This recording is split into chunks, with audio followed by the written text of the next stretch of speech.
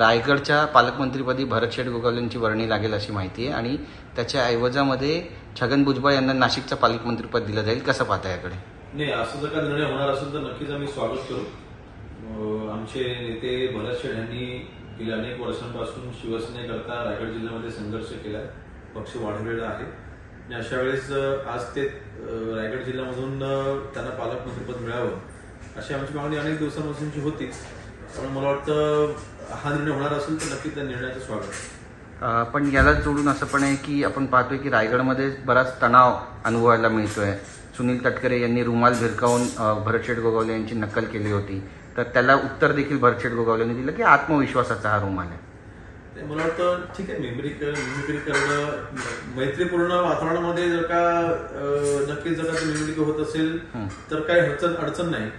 मला वाटतं आपण सोबत काम करत असताना टीका टिप्पणी आपण थांबवल्या पाहिजे आणि पालकमंत्री जरी भरत झाले तरी सुद्धा माझा विश्वास आहे की ते तटकरे साहेबांसोबत एकत्र मिळूनच काम करतील.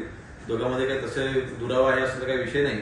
आदिती ताई देखील भरत शेट्टी ज्युनियर आहेत, नक्कीच त्या देखील त्यांच्यासोबत मिळून काम करतील, माझा विश्वास आहे.